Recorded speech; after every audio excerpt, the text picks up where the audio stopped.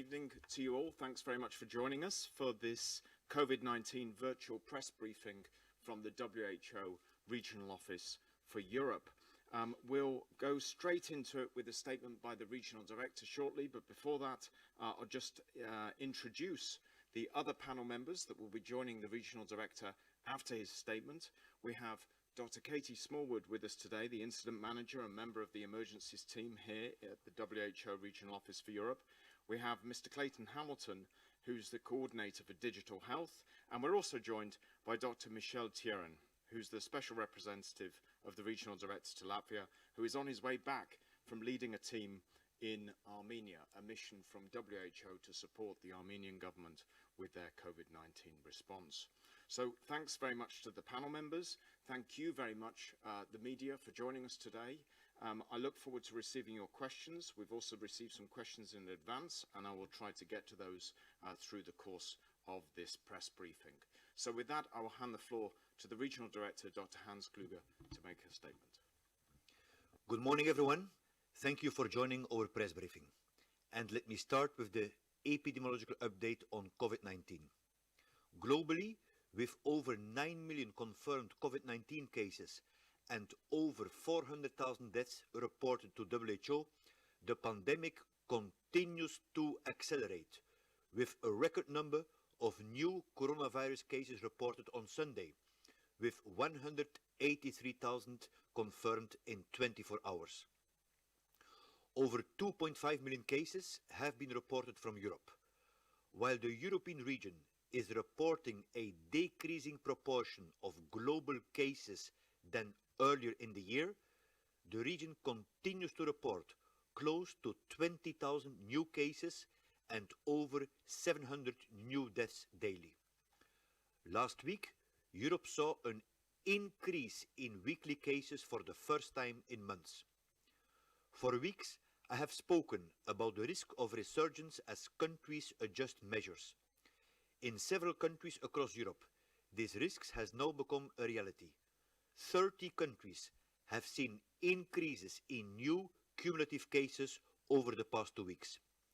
In 11 of these countries, accelerated transmission has led to very significant resurgence that, if left unchecked, will push health systems to the brink once again in Europe. Countries such as Poland, Germany, Spain and Israel have responded quickly to dangerous outbreaks of COVID-19 associated with schools, coal mines and food production settings that have occurred over the past several weeks. Where new clusters of cases appeared, these have been controlled through rapid and targeted interventions. This is very good news. Bravo to the authorities. And on another positive note, several ministers of health have reported a change in people's behavior, namely that they are adhering to physical distancing and wearing facial masks. Bravo to the people. At the same time, we need to get smarter in using the evidence and the information we have from our COVID-19 surveillance systems to improve the only way we have to minimize transmission. Find, isolate, test and care for every case.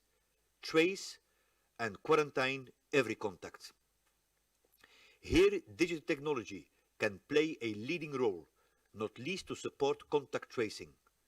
Austria, Georgia and North Macedonia are among the 27 countries that have released national solutions for digital contact tracing in Europe, with at least another 4 countries, Andorra, Finland, Ireland and Portugal, having solutions underway.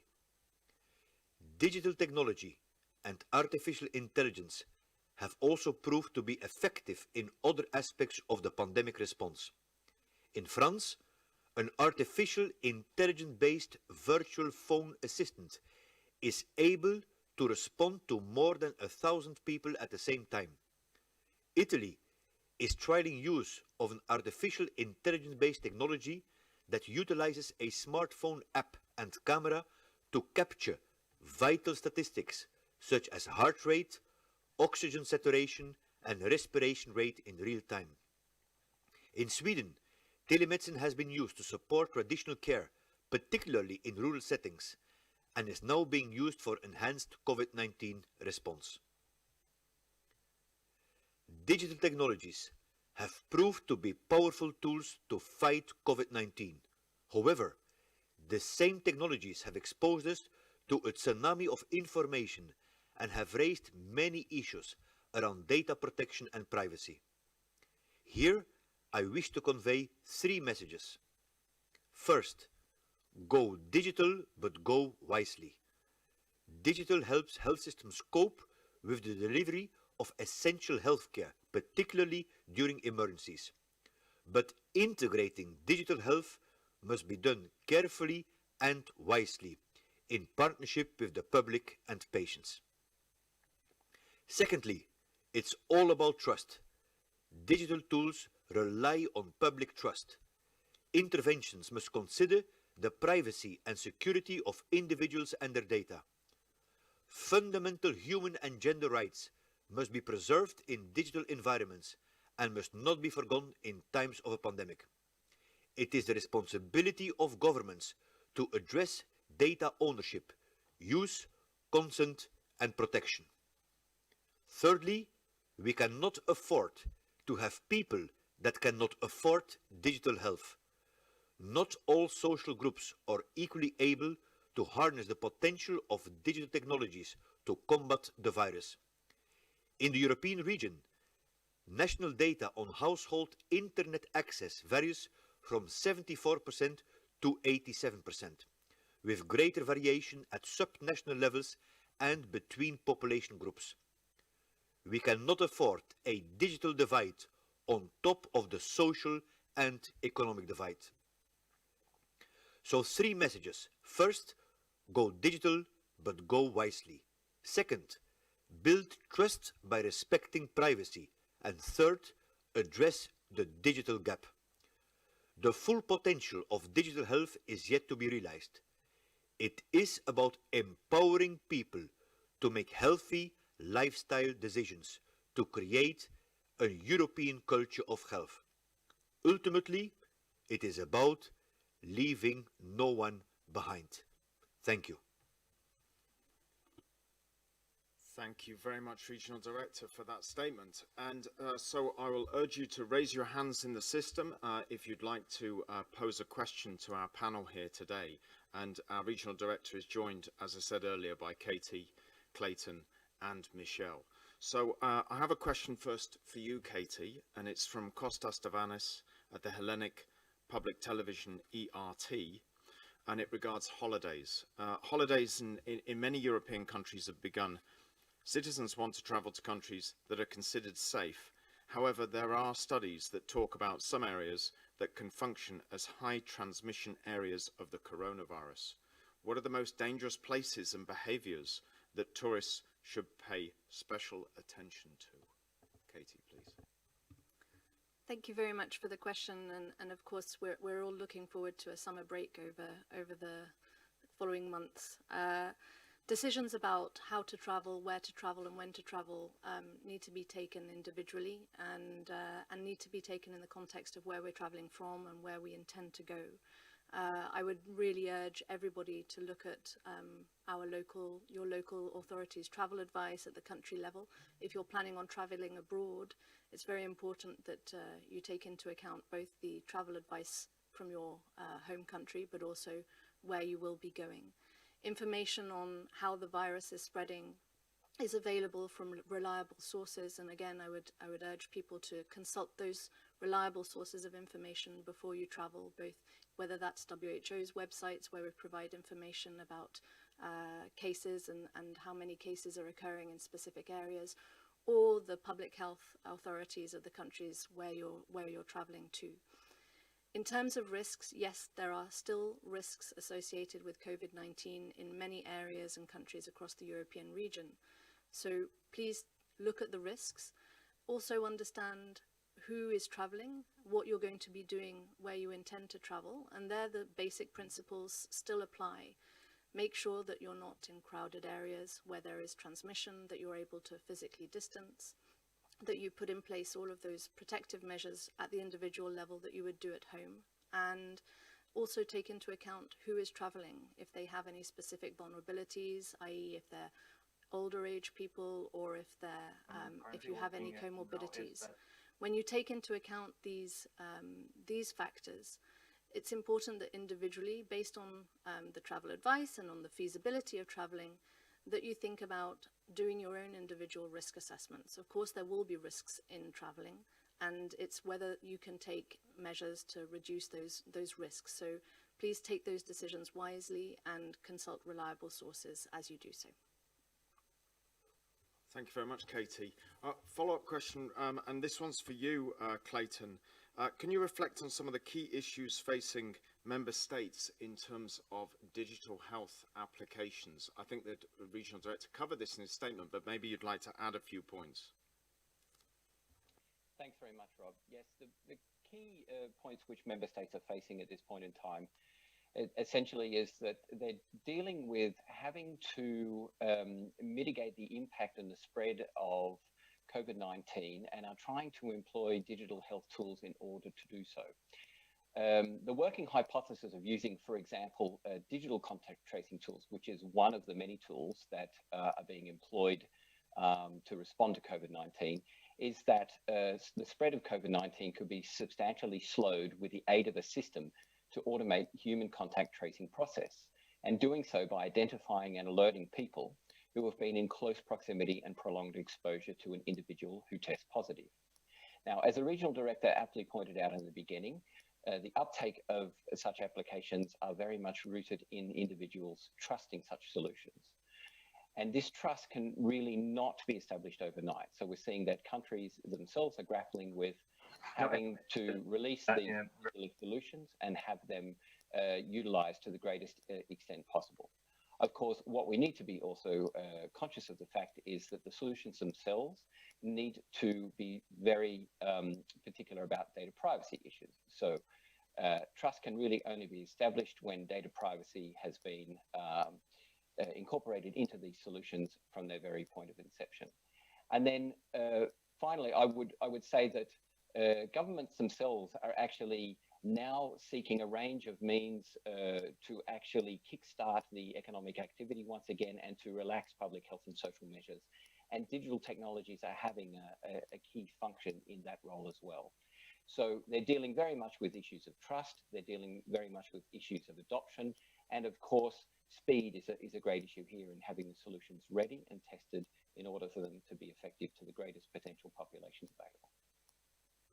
Okay, thanks very much, Clayton. Okay, so we go over to the media that join us online. I'm going to go first over to the Europe office of Shanghai Media Group and Bin Chen. Are you there, Bin Chen? Hello, can you hear me? We can hear you. Please go ahead. Okay, great. So, Europe correspondent of Shanghai Media Group, and as Dr. Kluge mentioned, we see an outbreak in some food production factories in Europe region. So where I'm based in Germany, we see the outbreak in meat factories. So my question focuses on why are meat factories the hotbed for the infection? And would the meat processed by the infectious employees still safe for consumers? Thank you. Okay, thanks very much, Bin Chen. I'm going to send that question over to Katie to respond to, please. Thank you. Thank you very much. It's an important question, and we're seeing in food production and particularly in meat production a number of outbreaks across several European countries, so in the Netherlands, in Germany and in Ireland, but also in countries outside of the European region. What we're looking at right now is the answers to the very question you've asked. So why is it that meat production facilities and some other food production facilities are more prone to outbreaks of coronavirus? What we see is that there may be very specific contextual explanations to do with the settings themselves that explain that people working within them may not be able to physically distance in the same way, that there are cooler temperatures that allow the virus potentially to remain on surfaces and be spread between people. But we're also looking at broader issues in terms of the types of communities that are involved in working in those facilities, and issues to disentangle really what is driving the spread of the virus in those types of settings. We're working together with the European Centre for Disease Control on those matters, and we'll be looking into the specific outbreaks in more detail over the coming days, and we'll have guidance related to those as we move forward. In terms of the safety of food products coming from facilities, there are stringent rules in place to ensure that, that packaging processes are done with required safety measures, and that in the transportation process we do not see a high level of risk that packaging would be contaminated with the virus. Thank you very much. Thanks very much, Katie, and thanks for the question, Bin Chen. Okay, so we have a couple of questions that are related here for the regional director from Georgia. The related questions come from Rustavi 2 TV channel and from Fortuna Online Media. And the questions read: how does Georgia cope with the challenge of COVID-19? As you know, in Georgia, COVID-19 is not very spread. What can you say? Is there a reason why this is the case? Have we had very good management, or are there other reasons? When will the second wave hit us? So those are from Georgia for the regional director to respond. Thank you. Thank you. In fact, I discussed this not so long ago with the health minister Tigaradzde in Tbilisi, and Georgia is one of the countries which early on implemented public health measures. In fact, Georgia started to seriously look at its testing capacity even before the COVID really broke out in the country in January, and as early as the 2nd of March also implemented physical distancing measures. So it comes back to countries taking early on action on the measures we know are working. Very early on, finding, isolating, testing and caring about people with COVID, and then tracing and quarantining the contacts. But Georgia, in fact, I must really comment, goes a step further, namely working on an economic recovery plan with putting health as a top political priority, and also, as was mentioned, working on the second wave. Now, this is one of the most frequently asked questions: when and if there will be a second wave. First and foremost, as one of the colleagues mentioned, we see peaks within the first wave, because the second wave is when the cases really go very, very down and there is a second wave, but we're still in the first wave in many countries. We anticipate that the situation will further calm down in majority of the countries over the summer, but we have indeed to prepare for the fall, when the COVID may meet seasonal influenza, pneumonia, other diseases as well, because ultimately the virus is still actively circulating in our communities, and there is no effective treatment yet, no effective vaccine yet, and hence why it's so important that we are not complacent and engaging the community. And if there are issues with adherence to restrictive public health measures, to try to find out what is it that creates a fatigue to adhering to the public health measures, and then go very targeted to those population groups. Thank you. Okay, thank you very much. And a follow-up question from Tanta Ugashvili with Fortuna Online Media in Georgia for you, Katie. And it regards public transport.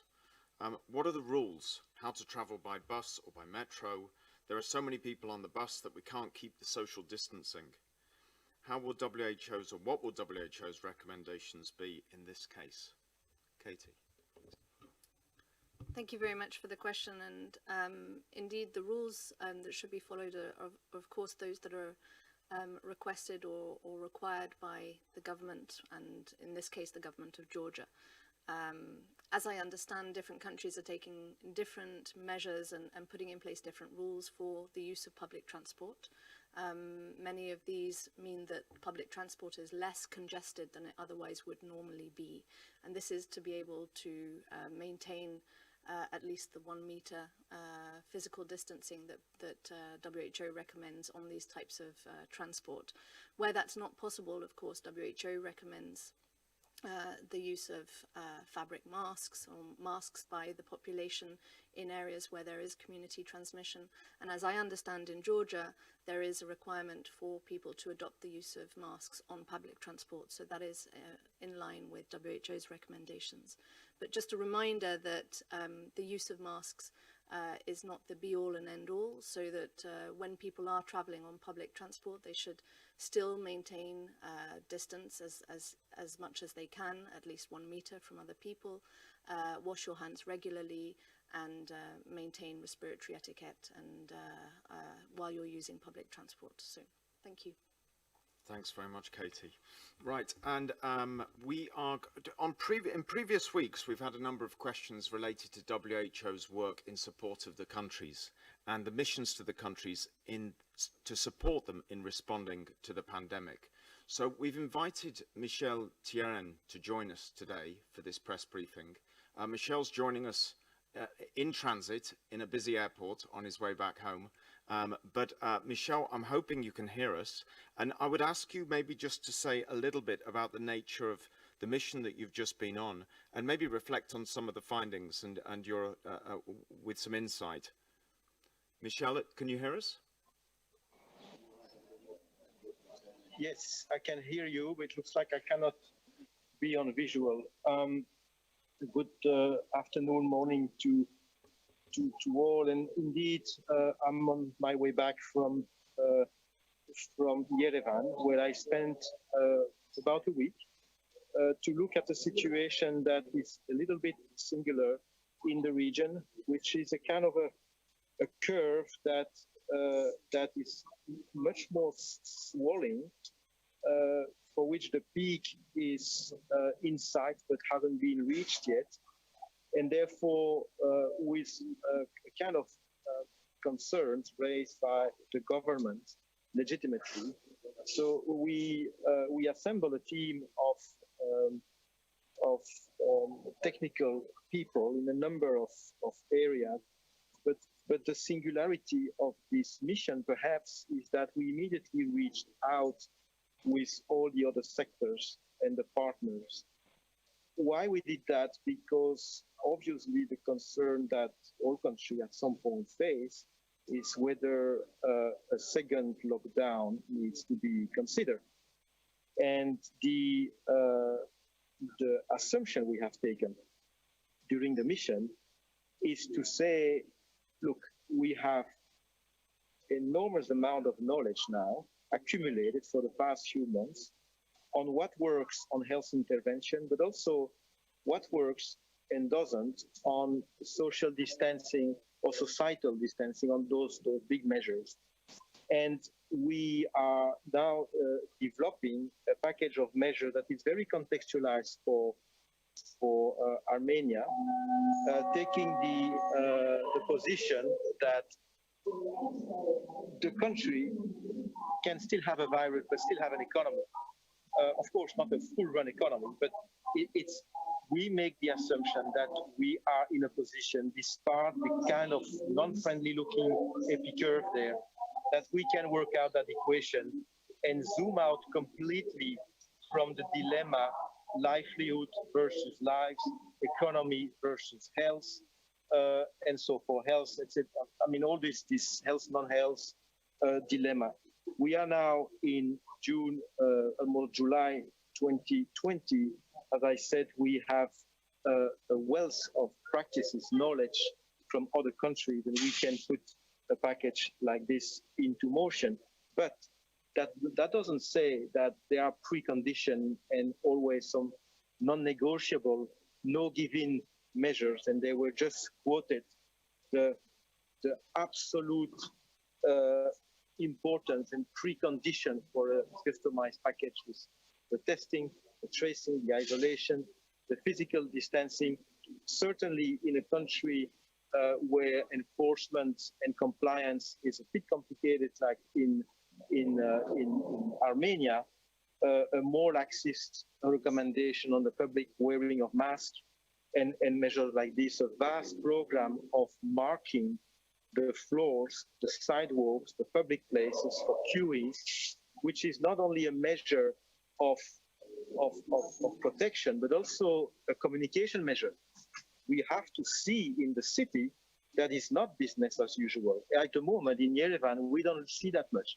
Not much messages, not much marks, and so forth. So we were very well received by the Minister of Health. We were even received by the Prime Minister to provide that reassuring message and to say, look, we're going to work out something that is not going to damage the population. We are there. Prediction in Armenia, the situation is critical. The curve is ascending. But when I visited hospitals and labs, the health systems operates at its critical limits, but is going to go through with an intense support from the EMT, from the partners, and also because the government is extremely mobilized and concerned, and the response is going to scale up within days. I'm ready for any specific question, and I'll leave it there. Thanks very much, Michel. So thanks for that reflection, and thanks very much for leading that mission out in Armenia. So we're going to move over now to Interpress News and to Salo Abulashvili. Hello. Salo. Hello. Nice to Hi. meet you again. Welcome back. I would like to ask today about Georgian occupied territories, and my question will be, you know that Georgian central authorities hasn't access in the occupied territories, so we don't know the numbers of transmission and the situation due to COVID pandemic. Maybe in WHO have more information about that. Maybe you have some access on occupied territories, and you know more specifically what is happening in order to the COVID-19 in Georgian occupied territories. Thank you very much. Thanks very much, Salo. Thanks for the question. Katie, can I ask you to shed some light on that? Thank you. And WHO works with a range of partners and agencies that are both present in and working in South Ossetia and Abkhazia. And we have been working closely with other UN agencies in understanding the situation, the COVID-19 situation in those areas, as well as working with very closely with the government of Georgia in the rest of Georgia. So we do follow the situation. We are working with partners both at the international level and on the ground. We continue to monitor cases as they occur in those areas, and we provide support consistently as we would to other areas that are considered contested or disputed in the European region. Thank you very much. Thanks very much, Katie. And we next have a question for the Regional Director from ERT in Greece. Do you think that Greece presents a safe and healthy image for tourists? Regional Director. Thank you, and Kalimera. Greece is a country like the other ones that we have been working very closely and very, very impressed by the results. In fact, the Greek government, the Prime Minister Mitsotakis himself, took very early on very courageous measures to implement restrictions in line with public health recommendations. And this had its effect, together with a lot of attention to the intensive care capacity in the hospitals, and then again the core of any strategy to decrease the COVID, the finding, isolating, testing capacities. And we're in regular touch with both Minister Vasilis Kikilias, with Vice Minister Vasilis Kontouzamannis. Also, I know that the Prime Minister Mitsotakis appointed a special envoy, Professor Elias Mosialos, on the COVID-19, and this all had its results, and first and foremost, of course, by the Greek population. Now, indeed, there is a gradual easing of the measures, but it's being done, what we recommend, carefully and gradually, like, for example, the one-by-one opening of the airports. And I would like to stress that it's not health against the economy. For a Mediterranean country like Greece, it's very important, the tourism, and to accommodate those, as long as the public health measures are being put in place. And the Greek authorities themselves realize also some challenges in more remote islands where this capacity may be a little bit in the need to be strengthened. But the core is what the Prime Minister was telling, that his ambition is not for Greece to be the #1 destination for tourism, but be the most safe one. And that's something that we really would like to encourage, and we stand ready to further to work together. Thank you very much, Regional Director. Right, so next we'll go over to Tom Magna. Tom, welcome back in Carers World. Thank you very much indeed. Can you hear me okay? I just want to check that. We can. Please go ahead, Tom. Excellent. Your message this morning is very much, it seems to me, that for digital to succeed, there must be public trust. Can I perhaps put an example which I think may be occurring in other countries? In the UK, we have the Welsh government who are very cautiously approaching easing of lockdown. And in England, it seems we have a government who are throwing caution to the wind because of business concerns. How can the public have trust in digital when politicians appear to make claims about technology that can't actually be backed up? Okay. On that, so Tom, thanks very much for the question. I think there's a couple of people, so Clayton and Katie. There's different elements of that question, so I think we'll go to Clayton first and then over to Katie. Thanks, Rob, and thank you very much for the question. So the first aspect really is in populations having trust. The biggest factor involved here is essentially one's own personal literacy of using digital tools. And that really is a key factor in the ability for an individual, irrespective of any political circumstances, to be able to make a personal choice of whether or not they feel comfortable or not with using a tool that might be provided by a national entity. Now, in the majority of cases, what we're actually finding, and this is very relevant in the UK, that it's the health authorities with the public health mandate that are actually putting forward the solutions that are delivering or reaching out to deliver a public health utility for populations.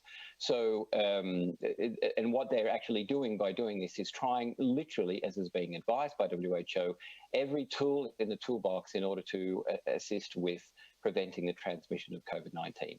So really the first aspect is it comes down to an individual's own literacy and trust in the solutions that are being provided. The second component really is to look very carefully at the consent requirements around any particular tool that might be offered. So when tools are offered in order to be taken up by public, there will be consent that is applied. And it's important that individuals do read that consent and understand what the ramifications for their own personal privacy and the privacy of their data are. With those two aspects in mind, then over time, an individual will be very likely to understand and be able to navigate through the digital tools that are available and make conscious choices as to whether they will or will not adopt those tools in protecting themselves and those of their family. And that's really the best approach that we can hope for. Katie, please. Thank you. And in addition to what Clayton described, when we're expecting individuals across communities to take actions based on their own self-will and voluntarily, we need to gain trust. And so the trust of the community is one of the linchpins of our overall response to COVID-19, both in terms of digital tools, as Clayton has just described. If we expect people to use them, we may as well be sure that we provide them with a tool that they trust. So absolutely essential. It's a very good question. In broader terms, the same applies. So as societies begin to reopen and measures begin to be lifted, and we still ask of communities to take certain actions, we need to ensure that they trust that what we're asking them to do is the right thing. And there, communities need to really be at front and center and in constant dialogue with authorities, both at the government level, but also at the local authority level. That doesn't mean that things need to happen at the same speed everywhere, and that's where the different contexts, the different moods of communities and the populations and the different perceptions and behaviors will need to be taken into account. So certainly trust is essential, but it doesn't necessarily mean there's a one-size-fits-all response to COVID-19. Thanks very much. Thanks very much, Katie, and thanks for the question, Tom. We're going to go across next to the UN brief to Maya Plents. Maya, can you hear us? Yes, thank you very much for taking my question. Our question is related to privacy by design, contract tracing applications that perhaps the WHO Europe has already had the chance to review. Which applications do you think are working and why? And what are the challenges on developing applications that can actually be adopted, that people don't fear for their privacy, that their data is not going to be taken in another way other than by healthcare providers? Okay, Clayton, over to you. Did you get that question? I did. Thanks very much. And thanks, Maya, for the question. I think it's an extremely relevant one. Yes, WHO Europe has been particularly vigilant in examining the different digital contact tracing solutions which have been developed by the countries. As the regional director said in his opening statement, we currently have 27 of the 53 member states who have active solutions. Now, with relation to privacy by design, which is one of the key elements in producing solutions which will ultimately develop trust in populations, we really go to a very technical level and to look at how digital contact tracing can actually be implemented. And we've seen a very rich discussion in Europe over the past weeks and months as to what is commonly known as decentralized models and centralized models of contact tracing. And these particular models actually inherently have different levels of privacy by design within them. So what WHO has seen is the transition very much now towards a decentralized model. And this decentralized model means that the matching of the so-called Bluetooth keys, which are exchanged when individuals come in close proximity to each other, are done on the device. This means then that privacy is preserved through the full process of contact tracing, and that populations can feel at ease when they're using these types of solutions. But the particular privacy by design is really only one factor. We need also to be ensured that there is appropriate governance and accountability for digital health right across the chain. And this goes not only to the design of the applications themselves, but also, as I mentioned before, to the privacy of the data. Now, this will have a great impact on, again, developing trust in populations, but really what we are actually looking at is an interesting trade-off between the types of solutions. So on one hand, the decentralized model that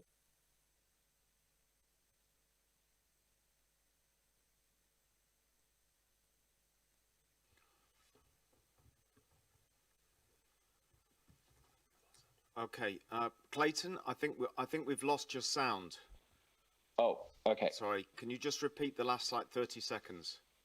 I can. Thanks, Rob. So with the privacy by design, really what we're actually looking at is not only the technical design itself, but also the importance of good governance and of accountability for the use of digital contact tracing. That means essentially that member states have an independent third party that monitors the use, consent, storage and transmission of data and certifies that in fact it is used according to the principles that the national health authorities put forth. I'll leave it there. Thank you. Thank you very much, Clayton. Right, and changing tack somewhat, we're going to go to TV2 in Georgia. And for you, Katie, a question: how successfully is dexamethasone used to fight coronavirus? Thanks for the question. So over the past week, we've had some really positive results communicated to WHO and to the broader world about the use of dexamethasone in patients that are hospitalized and requiring oxygen therapy. WHO has received the results from the recovery trial that has been taking place in the UK and is looking at other results from other trials that have looked also at dexamethasone to bring together these results and have a full analysis of the positive results that were communicated to us. Indeed, dexamethasone is an affordable and widely available drug. It's a corticosteroid that has been found to have shown a positive impact on mortality in patients that are hospitalized. That is a reduction of 1/5 of deaths in patients requiring oxygen, and 1/3 of patients, fewer than 1/3, a decrease of 1/3 in mortality in patients that are on ventilation. So for hospitalized patients, we see this as a very, very good news. But there's still a little bit more to understand. We're looking at our clinical guidance as we speak, and those will be updated in due course. Important to note here, though, that just as dexamethasone, the results show very important results for severe cases, this is not necessarily the case for mild cases. So patients should not be taking dexamethasone for unless under very close medical supervision, and should not be looking at taking dexamethasone as a prophylactic use. It should only be used, if at all, in hospitalized patients. Thank you. Okay, thanks very much, Katie. I don't see any further questions from the floor, so I'm going to thank the Regional Director. Thanks very much to the panel and to the media for joining us today. And until next time, please stay well, stay safe. Thanks.